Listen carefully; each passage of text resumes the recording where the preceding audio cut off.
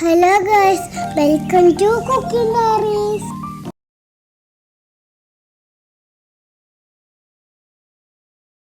Hi all, welcome back. പുതിയൊരു വീഡിയോയിലേക്ക് എല്ലാവർക്കും സ്വാഗതം. ബിരിയാണി ഇഷ്ടമല്ലാത്തവരായിട്ട് ആരും ഉണ്ടാവില്ല അല്ലേ? അപ്പം ഇന്നത്തെ വീഡിയോയിൽ ഷെയർ ചെയ്യുന്നത് ചിക്കൻ ഫ്രൈ ചെയ്തിട്ടുള്ളൊരു ബിരിയാണീൻ്റെ റെസിപ്പിയാണ്. ഇന്നത്തെ വീഡിയോ കുറച്ച് സ്പെഷ്യലാണ് കേട്ടോ. ഞാനല്ല ബിരിയാണി ഉണ്ടാക്കുന്നത്, ഉമ്മയാണ്. അപ്പം ഞാനുണ്ടാക്കുന്ന ബിരിയാണീൻ്റെ 2-3 റെസിപ്പീസൊക്കെ മുമ്പ് ഷെയർ ചെയ്തിട്ടുണ്ട്. അപ്പം ഇന്നത്തെ വീഡിയോയിൽ ഉമ്മാൻ്റെ ചിക്കൻ ഫ്രൈ ചെയ്തിട്ടുള്ളൊരു സ്പെഷ്യൽ ബിരിയാണി റെസിപ്പിയാണ് ഷെയർ ചെയ്യുന്നത്. അപ്പം വീഡിയോയിലേക്ക് പോകുന്നതിന് മുമ്പ് എപ്പോഴും പറയുന്ന പോലെ തന്നെ നമ്മുടെ ചാനൽ ഇതുവരെ സബ്സ്ക്രൈബ് ചെയ്തിട്ടില്ലെങ്കിൽ ഒന്ന് സബ്സ്ക്രൈബ് ചെയ്യുക.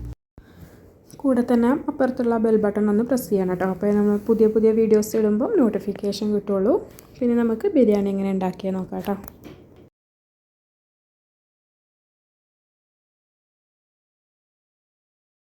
ബിരിയാണി ഉണ്ടാക്കാൻ വേണ്ടിയിട്ട് 1 കിലോ ചിക്കൻ കഴുകി വൃത്തിയാക്കി എടുത്തിട്ടുണ്ട്. അപ്പം ഫ്രൈ ചെയ്തിട്ടാണ് ബിരിയാണി ഉണ്ടാക്കുന്നത് പറഞ്ഞല്ലോ.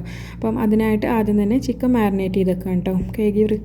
കഴുകി വൃത്തിയാക്കിയെടുത്ത ചിക്കനിലേക്ക് 2 ടീസ്പൂൺ മുളക് പൊടിയും 1/2 ടീസ്പൂൺ മഞ്ഞൾപ്പൊടിയും പിന്നെ പാകത്തിനുള്ള ഉപ്പും പിന്നെ 1 ടേബിൾ സ്പൂൺ വിനാഗിരിയും കൂടി ചേർത്തിട്ട് നന്നായിട്ടൊന്ന് മിക്സ് ചെയ്തെടുക്കുകയാണ്. അപ്പം വിനാഗിരിക്ക് പകരമായിട്ട് നമുക്ക് നാരങ്ങ നീരും ഒഴിച്ചു കൊടുക്കാം കേട്ടോ.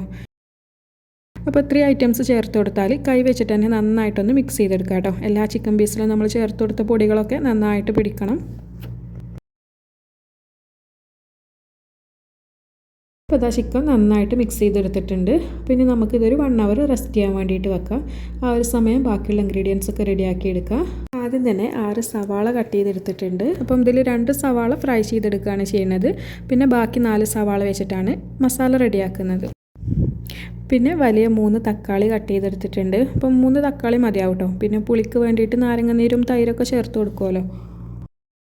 പിന്നെ നമുക്ക് വേണ്ടത് ഇഞ്ചി, വെളുത്തുള്ളി, പച്ചമുളക്, ചെറിയുള്ളി, ഇത്ര ഐറ്റംസാണ്. അപ്പോൾ ഇതൊന്ന് ചതച്ചെടുക്കണം.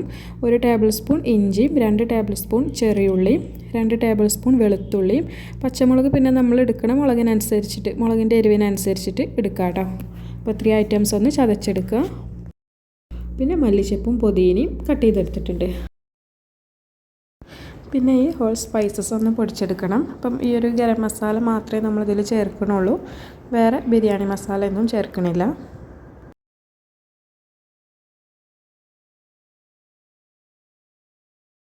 അപ്പം ഇത്രയും റെഡി ആയാൽ പിന്നെ നമുക്ക് ബിരിയാണി ഉണ്ടാക്കി തുടങ്ങാം. അപ്പോൾ അതിനായിട്ട് ആദ്യം തന്നെ ഒരു പാത്രത്തിലേക്ക് നമ്മൾ ഡാൽഡ ഒഴിച്ചു കൊടുക്കുകയാണ്. പിന്നെ കുറച്ച് ഓയിലും കൂടെ ഒഴിച്ചു കൊടുക്കുന്നുണ്ട്. രണ്ടും കൂടെ മിക്സ് ചെയ്തിട്ടാണ് കേട്ടോ ഒഴിക്കുന്നത്. പിന്നെ നമുക്ക് ആദ്യം തന്നെ സവാള ഒന്ന് ഫ്രൈ ചെയ്തെടുക്കാം. അപ്പോൾ നമ്മൾ കട്ട് ചെയ്ത് വെച്ചിട്ടുള്ള സവാള 2 സവാള കട്ട് ചെയ്തത് ഫ്രൈ ചെയ്തെടുക്കുകയാണ് ആദ്യം.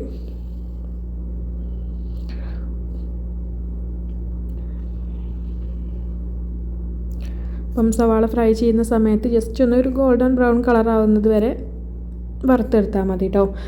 നന്നായിട്ട് കളർ ഡാർക്കായിട്ടുണ്ടെങ്കിൽ നമ്മുടെ ഒരു ബിരിയാണീൻ്റെ ടേസ്റ്റേ മാറും.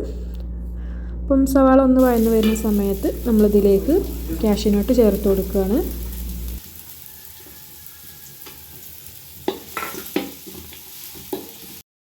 കാഷ്യൂനട്ട് ഒന്നായാൽ പിന്നെ കിസ്മിസും കൂടി ചേർത്ത് കൊടുത്തിട്ട് വറുത്തെടുക്കാം. കിസ്മിസ് ചേർത്ത് കൊടുത്താൽ കൂടുതൽ സമയമൊന്നും വേണ്ട കേട്ടോ. പെട്ടെന്ന് തന്നെ നമുക്കത് റെഡിയായി കിട്ടും. അപ്പോൾ അത് റെഡി ആയിട്ടുണ്ട്. പിന്നെ നമുക്കിത് വേറൊരു പാത്രത്തിലേക്ക് മാറ്റി വെക്കാം.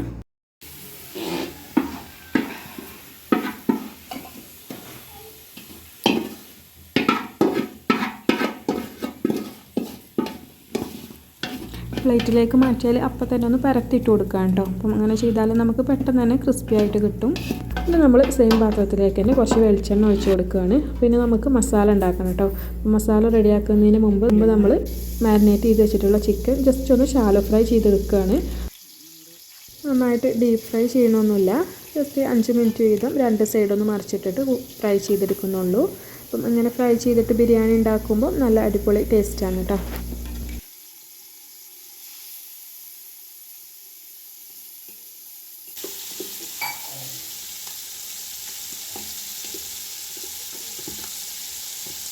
അപ്പോൾ ആ ചിക്കനൊക്കെ ഫ്രൈ ചെയ്തിട്ടുണ്ട്. പിന്നെ നമുക്ക് മാറ്റി വെക്കാം. ഇനി നമുക്ക് മസാല ഉണ്ടാക്കി തുടങ്ങാം. അപ്പോൾ അതേ എണ്ണയിലേക്ക് തന്നെ 4 സവാള കട്ട് ചെയ്തത് ചേർത്ത് കൊടുക്കുകയാണ്. ചിക്കൻ ഫ്രൈ ചെയ്തെടുത്ത അതേ എണ്ണയിലേക്ക് തന്നെയാണ് കേട്ടോ സവാള ചേർത്ത് കൊടുക്കുന്നത്. അപ്പം സവാള ചേർക്കുന്ന സമയത്ത് എണ്ണ കുറവാണ് തോന്നുകയാണെങ്കിൽ കുറച്ചുകൂടെ എണ്ണ ഒഴിച്ച് കൊടുത്താൽ മതി. ഇനി ഈ സവാള നന്നായിട്ടൊന്ന് വഴറ്റിയെടുക്കാം. ഇപ്പം ബിരിയാണി ഉണ്ടാക്കുന്ന സമയത്ത് നന്നായിട്ട് സവാളയൊക്കെ വഴണ്ട് വരണം കേട്ടോ, അപ്പോഴാണ് നല്ലൊരു ടേസ്റ്റ്. അപ്പോൾ ആ സവാളയൊക്കെ നന്നായിട്ട് വഴണ്ട് വന്നിട്ടുണ്ട്. ഈ ഒരു സമയത്ത് നമ്മളിതിലേക്ക് കട്ട് ചെയ്ത് വെച്ചിട്ടുള്ള തക്കാളി ചേർത്ത് കൊടുക്കുകയാണ്.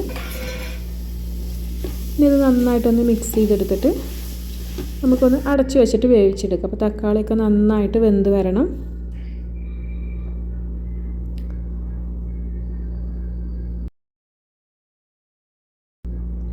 അപ്പോൾ തക്കാളിയൊക്കെ നന്നായിട്ട് വെന്ത് വന്നിട്ടുണ്ട്. അപ്പോൾ ഇനി ഈ സമയത്ത് നമ്മളിതിലേക്ക് ചതവുകൾ ചേർത്ത് കൊടുക്കുകയാണ്.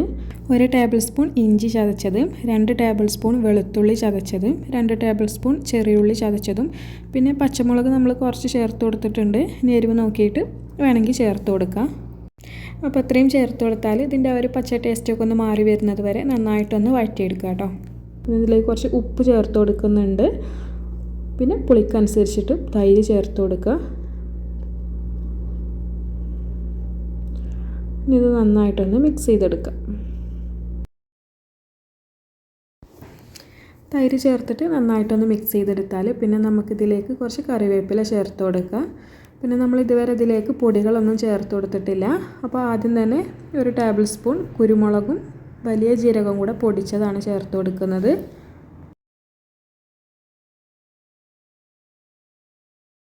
ഇത് നന്നായിട്ടൊന്ന് മിക്സ് ചെയ്തെടുത്താൽ ഇനിയിപ്പം ബാക്കിയുള്ള പൊടികൾ കൂടി ചേർത്ത് കൊടുക്കാം കേട്ടോ. ആദ്യം തന്നെ 1 ടീസ്പൂൺ മുളക് പൊടി ചേർത്ത് കൊടുക്കുന്നുണ്ട്. പിന്നെ 1/2 ടീസ്പൂൺ മഞ്ഞൾപ്പൊടി ചേർത്ത് കൊടുക്കുക. പിന്നെ 2 ടീസ്പൂൺ മല്ലിപ്പൊടിയാണ് ചേർത്ത് കൊടുക്കുന്നത്. പിന്നെ 1 ടീസ്പൂൺ ചിക്കൻ മസാല ചേർത്ത് കൊടുക്കുക. ഇനി ഈ പൊടികളുടെ ആ ഒരു പച്ച ടേസ്റ്റൊക്കെ ഒന്ന് മാറി വരുന്നത് വരെ നന്നായിട്ടൊന്ന് വഴറ്റിയെടുക്കുക. ഈ പൊടികളുടെ ആ ഒരു പച്ചമണമൊക്കെ ഒന്ന് മാറി വരുന്ന സമയത്ത് നമുക്കിതിലേക്ക് കട്ട് ചെയ്ത് വെച്ചിട്ടുള്ള മല്ലിച്ചപ്പും പുതിനയും കൂടി ചേർത്ത് കൊടുത്തിട്ട് നന്നായിട്ടൊന്ന് മിക്സ് ചെയ്തെടുക്കുക. കട്ട് ചെയ്ത മല്ലിച്ചപ്പും പുതിനയും മുഴുവനായിട്ട് ചേർത്ത് കൊടുക്കുന്നില്ല കേട്ടോ. അപ്പം കുറച്ച് നമുക്ക് ലാസ്റ്റ് ദം ചെയ്യുന്ന സമയത്ത് ഗാർണിഷ് ചെയ്യാൻ വേണ്ടിയിട്ട് വേണം. ഒന്ന് മിക്സ് ചെയ്തെടുത്താൽ പിന്നെ നമ്മൾ ഫ്രൈ ചെയ്ത് വെച്ചിട്ടുള്ള ചിക്കൻ ഇതിലേക്ക് ചേർത്തിട്ട് നന്നായിട്ടൊന്ന് മിക്സ് ചെയ്തെടുക്കുകയാണ്.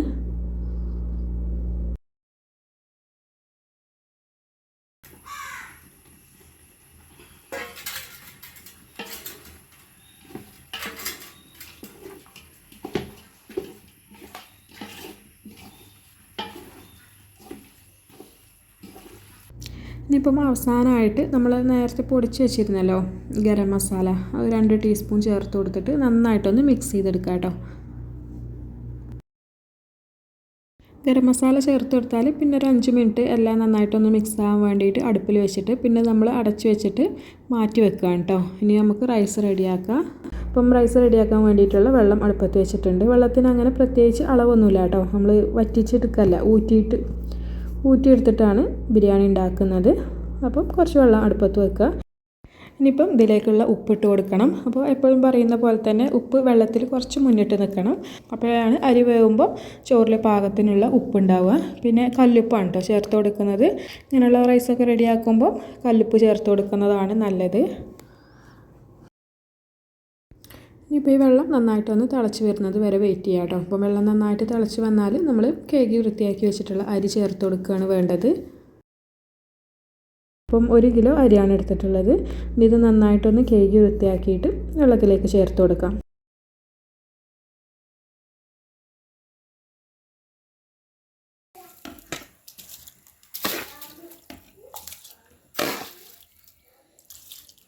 ഇനി ഈ അരി 1/4 ഭാഗം വേവാകുമ്പോഴാണ് കേട്ടോ നമ്മൾ ഊറ്റിയെടുക്കുന്നത്.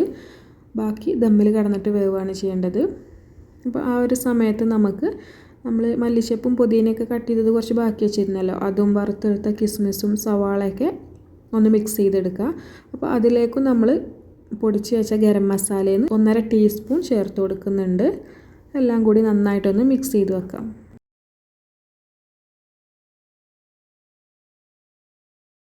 അപ്പോൾ ആ ചോറ് ഇവിടെ വെന്തിട്ടുണ്ട്.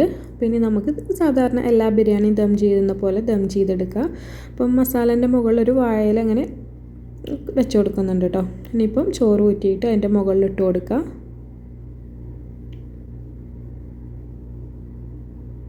അപ്പം കുറച്ച് ചോറ് ഇട്ട് കൊടുത്തിട്ട് അതിൻ്റെ മുകളിൽ നമ്മൾ വറുത്തെടുത്ത കിസ്മിസും മല്ലിച്ചപ്പും എല്ലാം മിക്സ് ചെയ്ത് വെച്ചിരുന്നല്ലോ, അതൊന്ന് കുറച്ച് ഇട്ട് കൊടുക്കുകയാണ്. പിന്നെയും കുറച്ച് ചോറ് ഇട്ട് കൊടുക്കുക. അതിൻ്റെ മുകളിലും ഇതേപോലെ റിപ്പീറ്റ് ചെയ്യാം. ദം ചെയ്ത് തുടങ്ങുന്ന സമയത്ത് മസാലയിൽ നിന്ന് പകുതി എടുത്ത് മാറ്റി വെച്ചിട്ട് പിന്നെ നമ്മളിങ്ങനെ റൈസ് ഇട്ട് കൊടുക്കുന്നതിൻ്റെ ഇടയിൽ ഒരു ലെയർ വേണമെങ്കിൽ മസാല ഇട്ട് കൊടുത്ത് അങ്ങനെയും ദം ചെയ്തെടുക്കാം കേട്ടോ. ഇതിപ്പം അങ്ങനെയൊന്നും ചെയ്യുന്നില്ല.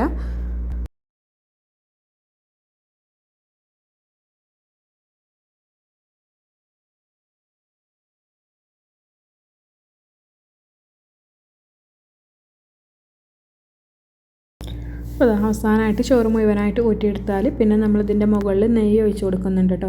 അപ്പം നെയ്യ് കുറച്ചധികം ചേർത്ത് കൊടുക്കുന്നുണ്ട്. നമ്മൾ ചോറ് വേവിച്ചപ്പോഴൊന്നും നെയ്യ് ഒഴിച്ചിട്ടില്ലല്ലോ.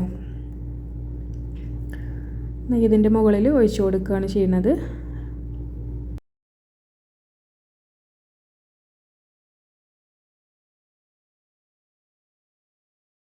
അപ്പോൾ ഇത്രയും ചെയ്ത് കഴിഞ്ഞാൽ പിന്നെ പാത്രത്തിൻ്റെ അടുപ്പ് ക്ലോസ് ചെയ്തിട്ട് നമുക്കിതിൻ്റെ മുകളിൽ വെയിറ്റുള്ള എന്തെങ്കിലും വെച്ചിട്ടൊന്ന് ദം ചെയ്തെടുക്കാം കേട്ടോ. 15 മിനിറ്റ് ഒന്ന് ഗ്യാസ് സ്റ്റൗവിലാണെങ്കിൽ ലോ ഫ്ലെയിമിലാക്കിയിട്ട് 15 മിനിറ്റ് ദം ചെയ്തെടുക്കുക. നമ്മൾ അടുപ്പത്ത് വെക്കുമ്പോൾ കുറച്ച് കനൽ കോരി മാറ്റേണ്ടി വരും, അല്ലെങ്കിൽ കരിയും.